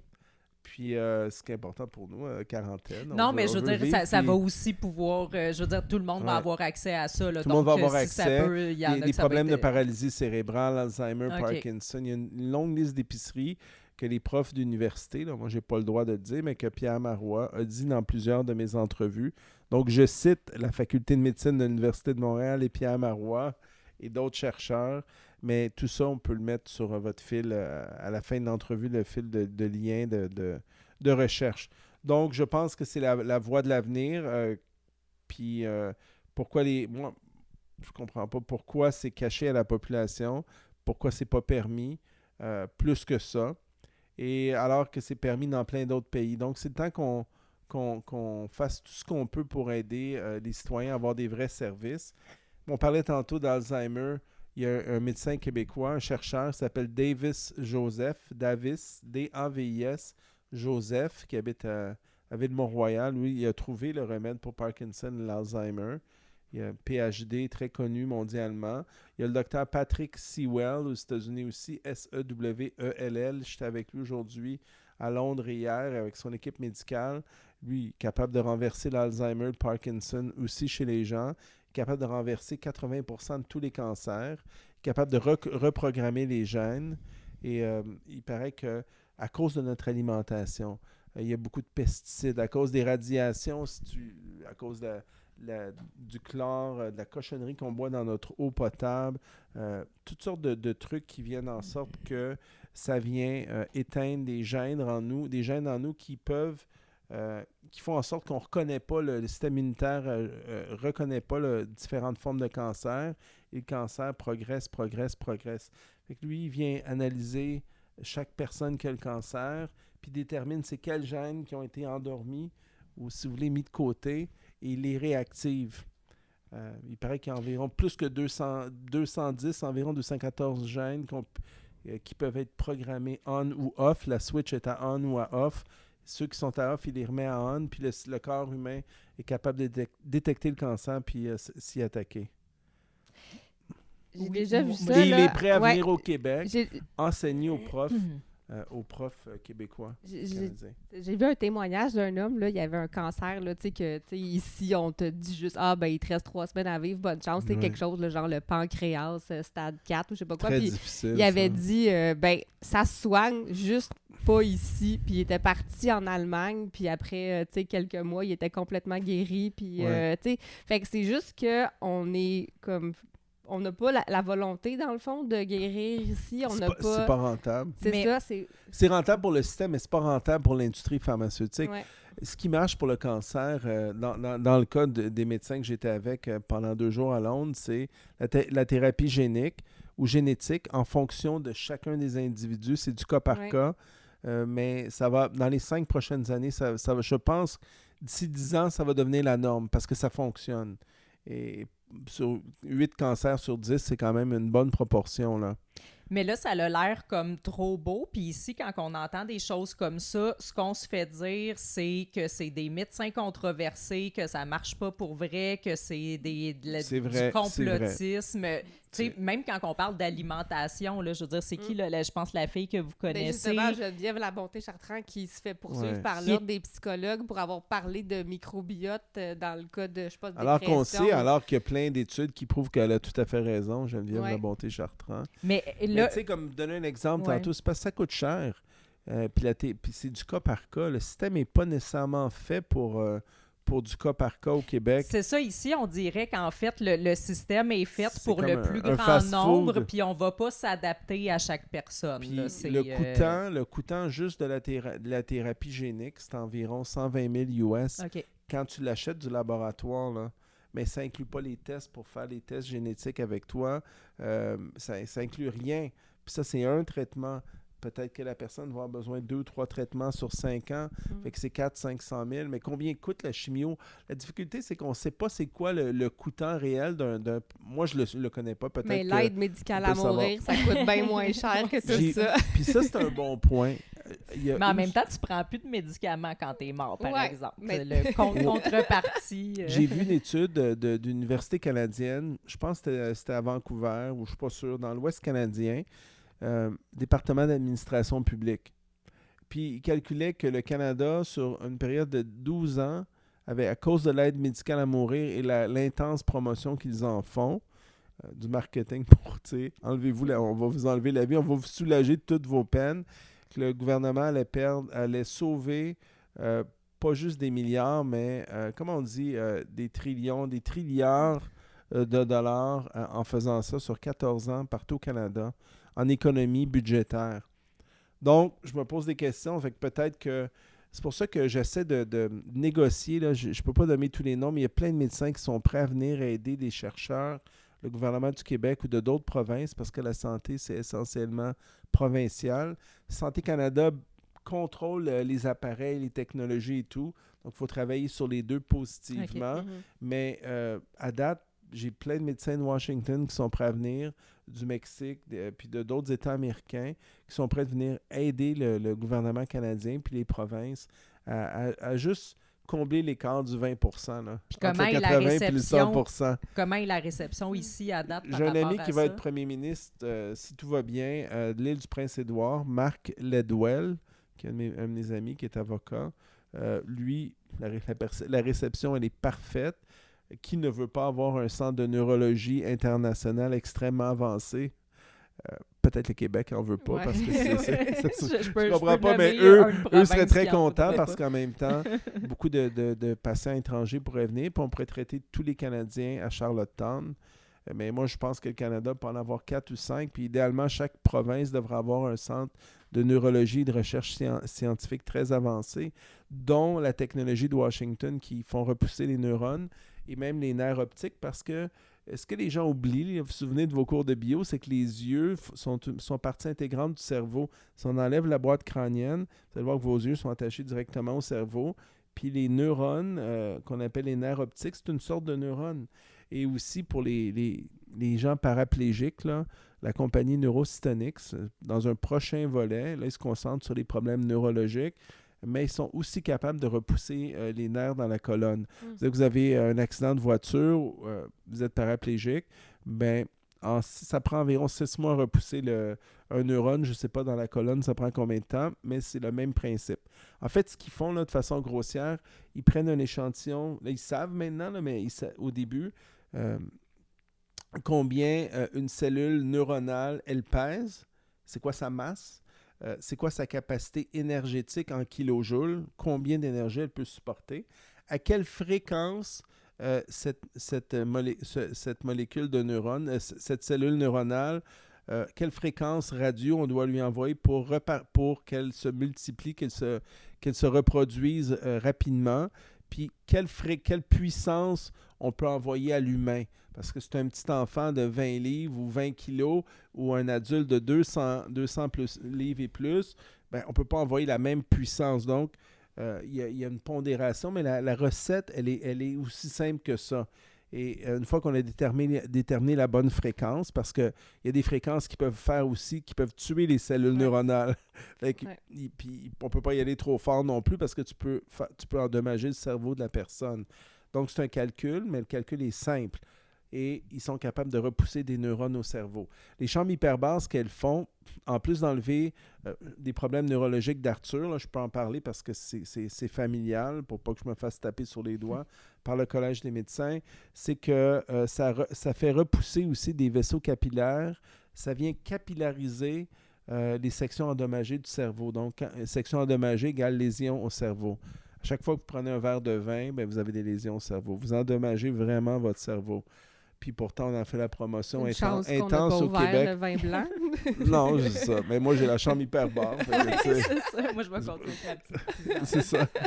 Fait que non, mais c'est pour dire que il y a des façons d'améliorer. Puis il y a aussi 5 nutriments. Il y en a plus, là, mais nous, je suis en train de mettre des brevets pour essayer de mettre la recette accessible au public et dans les foyers de personnes âgées, pas juste au Québec, mais partout.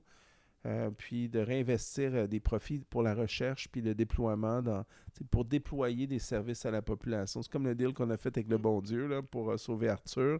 Et à date, ça marche. Donc, il y a 5 choses que je ne vais pas me faire attaquer par le Collège des médecins, mais je vais le dire parce que c'est publié, accessible aux États-Unis. Il y a 5 des 13 nutriments qu'on prend que je peux dire. C'est reconnu par le gouvernement américain. Donc, vous avez des problèmes au cerveau, démence, Alzheimer, Parkinson, noyade, problème au cerveau suite à un ACV et tout. C'est pas moi qui le dis, là, encore une fois. Le gouvernement américain. Vous pouvez prendre oméga 3 à tous les jours, vitamine C, spiruline, créatine et lion's mane, crinière de lion, qui est une sorte de champignon. Tu dis que c'est le gouvernement américain. Donc, si on va sur c'est le reconnu site, par le tu gouvernement vas sur le américain. site du gouvernement américain. Vous allez voir que ça ça aide à réparer les dommages au cerveau. Faudrait pas le dire trop fort parce que le gouvernement canadien va bannir ces produits-là, va nous empêcher parce que je comprends, sauf que si vous avez des gens qui ont... C'est une blague. Si quelqu'un... mais c'est pas une Non. blague, vous avez probablement raison. Mais je veux dire, si aux États-Unis, parce que moi, on n'habite plus au Canada à temps plein, on habite plus au Mexique maintenant. OK. Mais c'est une information publique, c'est vérifiable, c'est quantifiable. Et les neurologues américains, ben, il y en a beaucoup qui le savent. Et quand on en parle à certains neurologues canadiens, ils n'en ont aucune idée. Je parlais avec une infectiologue que je nommerai pas tout de suite, parce qu'elle va s'afficher bientôt publiquement en notre faveur. Elle me disait que même aujourd'hui, en 2025, peut-être que vous ne le saviez pas, mais les profs de médecine, dans leur cours universitaire, n'ont aucun cours de nutrition. Mais pourtant, qu'est-ce que les patients leur demandent de plus en plus aux médecins? Qu'est-ce qu'on doit manger? Fait que moi, la médecin que je connais, ben, elle est obligée de prendre des cours en privé, des cours privés parce que tous les patients lui demandent. Comme si ça avait aucun rapport avec la santé, ce qu'on mange. C'est complètement fou. Je mange 4 barres de chocolat le matin, 2 sacs de chips, des hot dogs, des roteux, il n'y a pas de problème. Non, ça mais pourquoi? Des bonnes choses, ça change rien. Pourquoi j'ai plein de problèmes, exactement. Ouais. Donc, elle-même a dit que c'est pas normal que nous, on ne connaisse pas les chambres hyperbares à l'université, alors qu'en Chine, il y a 60 applications médicales, puis que nous, on nous a même pas formés pour ça, puis qu'on sait même pas, on connaît même pas la nutrition, et j'en passe. Il n'y a pas de médecine fonctionnelle ici. Il y a à peine une poignée de médecins qui font de la médecine fonctionnelle au Québec. Moi, j'ai consulté en Belgique pour me faire traiter parce qu'ici, il n'y avait pas de ressources. Non, mais on non. est les parents pauvres. On fait vraiment pitié. Mais pourtant, on est les meilleurs selon plein de monde. Puis pourquoi les neurologues ne savent pas qu'un cerveau, ça se répare? Puis aux yeux, tu sais, mettons tous ces spécialistes-là que tu parles, là, dont celui qui dit qu'il peut repousser l'Alzheimer, le cancer, tout ça. On a un Québécois qui peut le faire. Aux yeux en plus, on a un Québécois, Davis Joseph. En plus. Donc, aux yeux de, mettons, les autres médecins québécois, le Collège des médecins, tout ça, est-ce que ce sont des médecins controversés, ces gens-là? Je pense qu'il y a un lobbying intense contre ces gens-là. Pourquoi? Parce que je vous donne un estimé de la valeur d'un médicament pour l'Alzheimer. Là. À brûle pour point, moi, les chiffres que j'entends, c'est que ça vaut environ 30 milliards de dollars américains. Si quelqu'un trouve le remède pour l'Alzheimer, okay. Ça affecte tellement de gens. En termes de valeur, si quelqu'un a la recette, c'est comme ça que ça se Mais vendrait. est-ce que ça vaut ça justement parce que ça créerait des pertes pour les compagnies pharmaceutiques? La réalité, c'est que, par exemple, je vais te dire la vraie vérité, okay, que tu n'entendras pas au bulletin de nouvelles. Il y a même des agences de sécurité qui protègent les pharmaceutiques dans certains pays. Parce que si une pharmaceutique a 20 000 emplois de qualité dans ton pays, puis, mettons, leurs revenus sont axés sur telle maladie X, puis tu as un groupe qui a le remède, puis tu vas mettre 20 000 familles dans la rue. Oui, tu fais fermer une industrie, dans le fond. Là. Tu vas faire fermer la gueule de l'autre personne, non? Vous comprenez ce que je veux dire? C'est pour ça qu'il y a des... très tant dangereux. de chercheurs, tant de médecins qui C'est très dangereux. Puis qui font un infarctus malheureux chez eux tout seuls quand ils découvrent des... Écoutez, il y a quelques laboratoires qui savent très bien comment faire ce médicament-là. On en a un à Winnipeg. Je ne dis pas que le Canada fait ça, on ne ferait pas ça. On le ferait différemment. Il y a quelqu'un d'autre qui le ferait pour nous. Il y a des échanges de services. Mais ce que je peux vous dire, c'est que entre d'autres pays, là, tu m'en dois une, je t'en dois une. Mais tout ça pour dire que c'est très dangereux. C'est très dangereux. Il y a un médecin québécois, Michel Bazinet, qui était prof de médecine à McGill. Il a trouvé le remède pour l'hépatite B chronique. C'est sûr qu'ici, on est vacciné pour l'hépatite B, mais dans plein de pays, ils ne le sont pas. Puis c'est pas tout le monde qui peut se débarrasser de l'hépatite B. Puis ça vient détruire ton foie, comme l'hépatite C. Fait que l'hépatite B, c'est le virus le plus compliqué de toute la médecine. C'est pas moi qui le dis, c'est un virus très complexe. Mais des Québécois ici ont trouvé, après 19 ans de recherche, Ils ont réussi à trouver le médicament. Puis tout ça pour dire que il y a 300 millions de personnes qui souffrent de ça. Fait que la compagnie elle vaut environ 10 milliards de dollars américains. Fait que lui, quand il prend l'avion, ils sont deux à connaître la recette. Ils prennent jamais l'avion ensemble. Ils vont au restaurant, ils mangent jamais au restaurant. Il apporte sa propre bouteille d'eau, son propre café, parce que il vaut plus mort que vivant. Vous comprenez? Donc, puis il a trouvé aussi le remède pour l'hépatite D, qui est une co-infection d'hépatite B qui vient accélérer la déchéance de votre foie. Fait qu'en 10-12 ans, vous mourrez. Fait que lui, ça, il y a 30 millions de personnes qui ont l'hépatite D, et D comme delta. Puis, à titre d'exemple, HIV, 35 millions de personnes ont le sida. Donc, c'est quand même des grandes maladies. Okay. Donc, il y a beaucoup, il faut vraiment avoir beaucoup de prudence quand on a des recettes. Même le Québécois, il ne dit pas trop qu'il y a la recette parce que c'est très dangereux pour sa vie. Là, j'en parle, je me dis peut-être pas une bonne idée. Je me demandais justement. Mais c'est juste pour vous dire on peut biper son nom. Au pire, mais j'ai un questionnement. On est capable de faire des choses remarquables. Il a testé déjà son médicament sur des souris ou des rats, puis ça fonctionne. D'habitude, quand ça fonctionne sur des rats, des souris, ça fonctionne chez l'humain. Mais il faut lever des fonds pour faire ces tests, ces phases sur les humains. Bien, c'est ça, j'allais dire. En fait, c'est parce que pour qu'ils trouvent ces remèdes-là, toutes ces personnes-là, il faut qu'ils fassent des recherches. Ouais. Qui finance ces recherches-là? Le secteur privé la plupart du temps, parce qu'on n'a pas de capital au Canada. C'est fou en esti. Excusez-moi. C'est fou en esti. Je vais dire, c'est fou en esti qu'on a autant de gens brillants, puis y a, comme par hasard, il n'y a pas de capital disponible au Canada. Ben, c'est ça, pour la recherche médicale, mais pourquoi tu penses? Mais non, mais c'est ça. Donc en fait, je veux dire, ça ne serait pas dans l'intérêt des gens qui financeraient ça de financer des recherches qui mèneraient à des remèdes. Je ferais exactement ce que tu viens de dire. Je sortirais plein d'argent pour aider les compagnies pharmaceutiques, pas les compagnies, les chercheurs à poursuivre leurs recherches. C'est comme Diamantis à Québec, un autre succès québécois. Imaginez-vous, même la CIA, les services secrets américains, une des agences les plus puissantes au monde avec le Mossad, puis les services secrets chinois et russes, ils ont trouvé, imaginez-vous donc, en analysant la rétine de l'œil, qui est une extension du cerveau, ils sont capables à 98%, ce qui est un taux énorme, de diagnostiquer les 16 plus grandes maladies mentales. Un psychiatre, par exemple, un taux de succès de 50% sur 5 ans à diagnostiquer quelqu'un. La moitié du temps, ils se trompent parce que c'est basé sur leur perception. Ouais. Tandis qu'avec l'utilisation d'intelligence artificielle de paramètres, en analysant la rétine de l'œil, on peut même vous dire à l'avance quelle maladie vous êtes susceptible d'avoir, à combien ça vaut pour le gouvernement, pour la sécurité nationale, de savoir que tes espions, tes militaires ou même ta population, si tu veux prévenir des dépenses énormes dans le système, ou vider 20 ou 30% de tes prisons qui, je soupçonne, ne sont pas tous des criminels. Et souvent, c'est des gens qui ont des problèmes de maladie mentale et que tu les réintègres dans la société avec des médicaments. Ils peuvent payer des impôts, produire et tout, être avec leur famille. Tu réduis la criminalité. Tu t'évites d'avoir des estis de fous qui partent des guerres. Tu règles plein de problèmes dans la société. Mais pourtant, ils ne sont pas capables de lever des fonds que le gouvernement du Québec ne leur donne pas. Pourquoi ils ne donnent pas d'argent à Diamantis? Pourquoi ils ne donnent pas d'argent à Réplicard? Pourquoi François Legault, qui avait promis de s'occuper des milliers de familles qui ont des gens qui ont des problèmes de paralysie cérébrale, il leur a promis l'accès aux chambres hyperbares, puis pourquoi il a changé d'idée?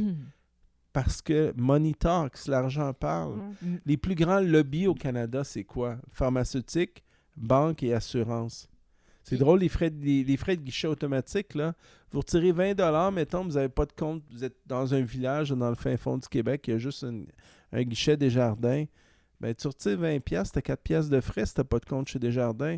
Ça, c'est pas un taux usurier de Shylock, de mafia, c'est quoi? Ben ouais. Non, mais c'est quoi? 4$ sur 20$? C'est fou. Mais ça fait un moment c'est 20% d'intérêt en une transaction. C'est usurier, c'est incroyable, mais ça fait un moment qu'il n'y a plus de science pure, de recherche pure. C'est toujours appliqué à des industries pour un but précis, économique.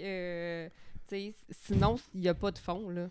Ça fait longtemps que les gouvernements ont coupé ces fonds-là de recherche. Pourquoi tous ces milliards-là que ces compagnies valent là, Elval, on pourrait avoir les sièges. On a déjà les sièges sociaux ici.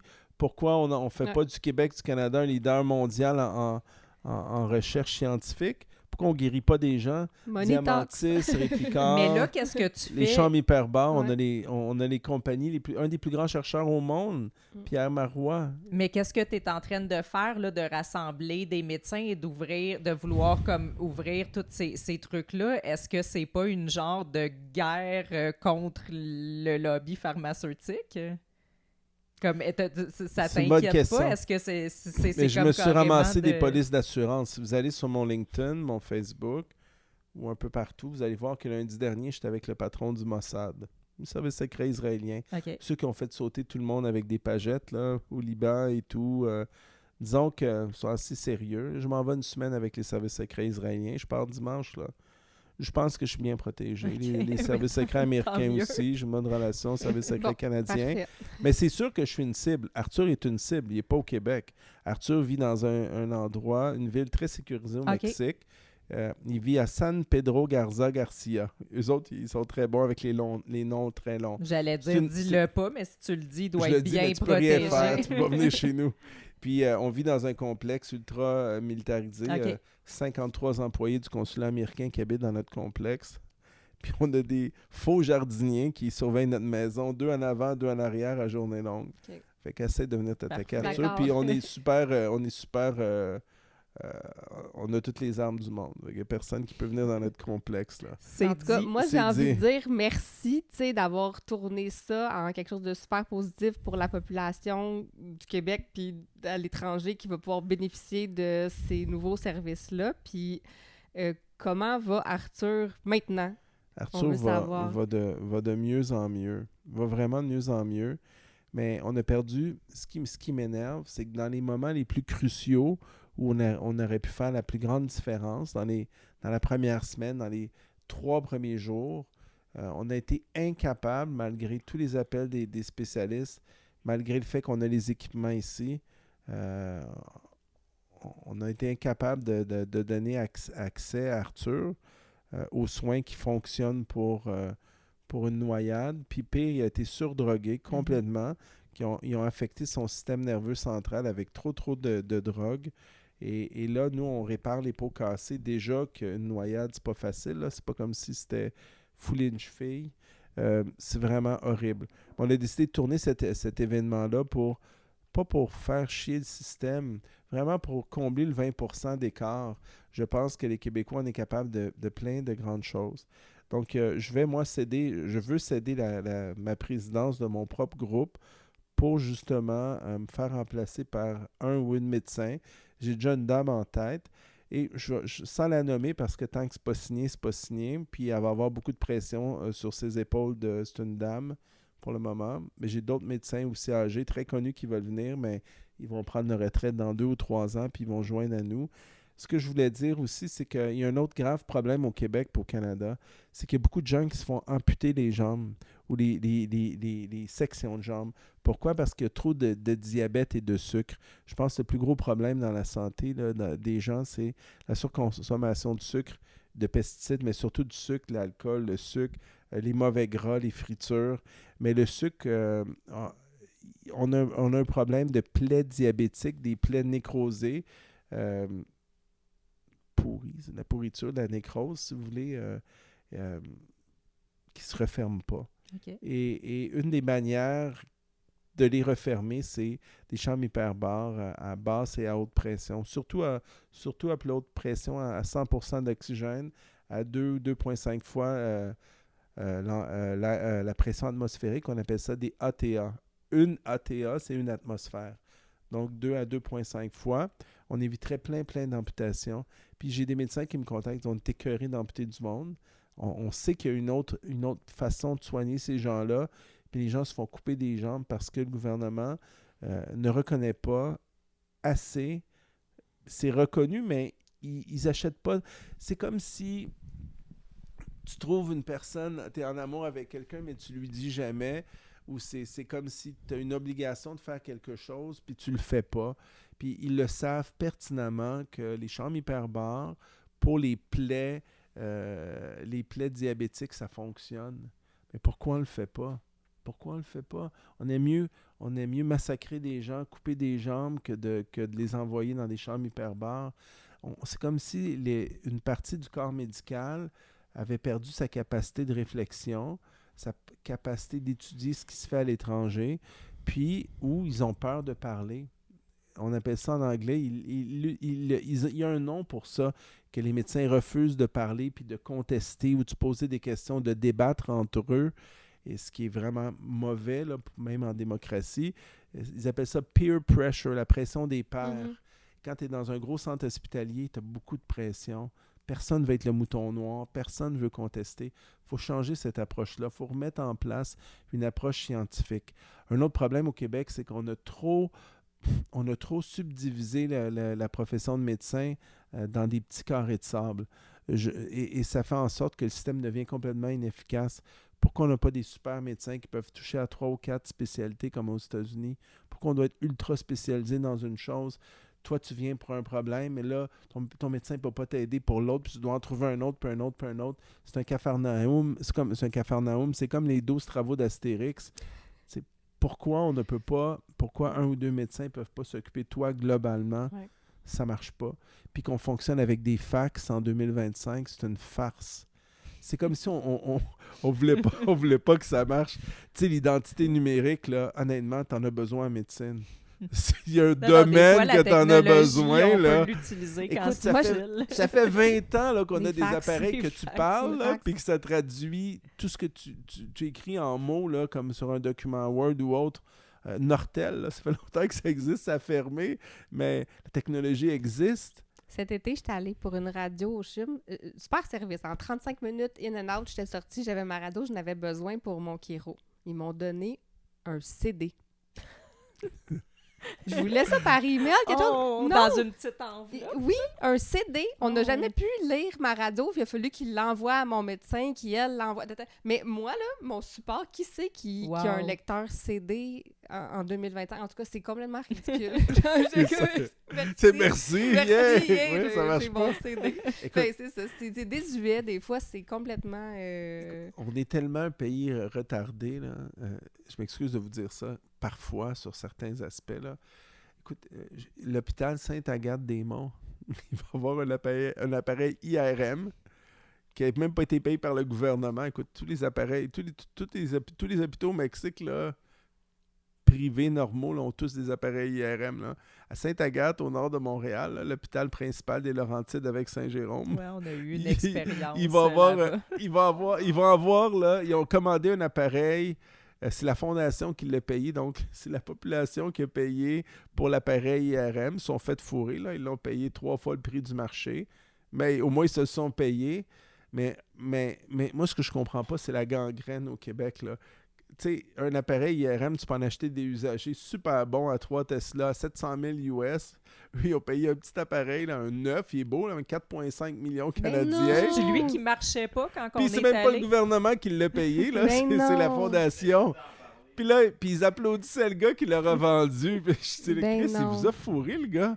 Il vous a vendu ça 2 millions de trop. Là. Wow. Il s'est mis combien? 1 ou 2 millions dans les poches, puis vous l'applaudissez, puis c'est comme si c'était un génie. Vous n'y avez pas pensé, là, que votre fondation nous achetait un appareil IRM. Il y a plein de fondations au Québec médicales qui ont plein d'argent. Mais Chris, magasinez-les, là. Ils en vendent sur eBay des appareils 3 Tesla, 1.5 Tesla. Mais on dirait que c'est à l'image de ton CD. On dirait que c'est géré par des gens qui vivent en 1992, qui connaissent rien, puis qui... je sais pas. Je suis content pour l'hôpital. Là. Je dis pas ça méchamment, mais... Comment j'étais dans la salle, puis il applaudissait le gars qui l'a revendu à 4,5 millions. Puis moi, je l'ai négocié pour une compagnie à Washington. On se disait qui va avoir le meilleur prix. Puis on était tous à 1 million, 1,2 million, tu sais, US, à 4,5. Le gars méritait ses applaudissements. Il a vraiment fait il était tout fier de dire qu'il a encouragé ce gars-là. Wow. J'étais comme, mon Dieu. Bon. En tout cas, où va notre argent? Mais là, c'était même pas là, des fonds publics. Si le gouvernement l'avait acheté, il aurait sûrement payé 12 millions, je sais pas.